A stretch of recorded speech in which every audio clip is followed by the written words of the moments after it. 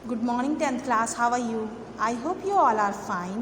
बेटा आज हम पढ़ेंगे हिंदी व्याकरण का पाठ 5वां, पर्यायवाची शब्द। ठीक है, सबसे पहले हम देखते हैं पर्यायवाची शब्द किन्हें कहते हैं।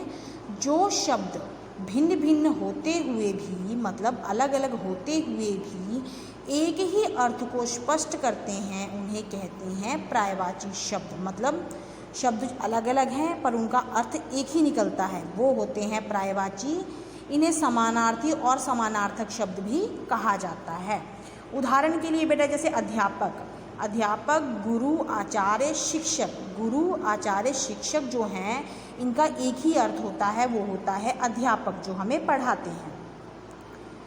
पर्यायवाची शब्द चाहे समान अर्थ को प्रकट कर देते हैं लेकिन सदा एक दूसरे के स्थान पर प्रयोग नहीं होते। मतलब इनका अर्थ तो एक होता है लेकिन इन्हें एक दूसरे के स्थान पर प्रयोग नहीं किया जा सकता। इनका प्रयोग भाषागत सौंदर्य के लिए किया जाता है, मतलब भाषा को सुंदर बनाने के लिए किया जाता है।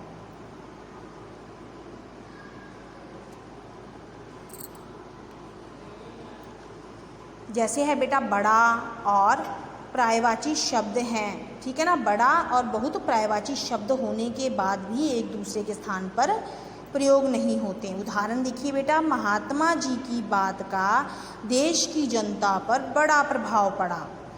महात्मा जी की बात का देश की जनता पर बहुत प्रभाव पड़ा। अनेक स्थितियों में पर्यायवाची शब्द जो होते हैं उनमें सूक्ष्म सा यानी छोटा सा अंतर उत्पन्न हो जाता है, जिस कारण हम उनका प्रयोग उनके एक दूसरे के स्थान पर नहीं कर सकते।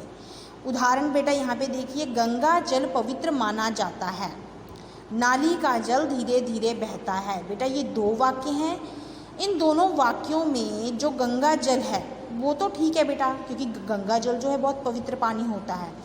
नाली का जल धीरे धीरे बहता है, बेटा इस वाक्य में जल के स्थान पर बेटा पानी आएगा, क्योंकि हम जो नाली का पानी है उसको हम जल नहीं कह सकते। क्यों? क्योंकि वो पवित्र नहीं होता है। ठीक है, तो चलिए हम कुछ पर्यायवाची शब्द पढ़ेंगे।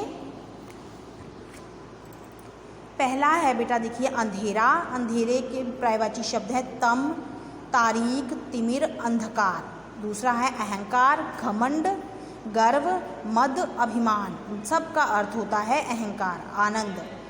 हर्ष, प्रमोद, प्रसन्नता, खुशी। उन्नति, उत्थान, उत्कर्ष, वृद्धि, उदय। ठीक है। किसान, खेतीहर जो खेती करता है, हलवाहा जो हल चलाता है, कृषक, कृषिजीवी जो कृषि पर जीवित रहता है। इन सभी का अर्थ है बेटा किसान। गहना, आभूषण, जेवर, अलंकार और भूषण। चालाक, पटु, सयाना। ठीक है। परिचारक।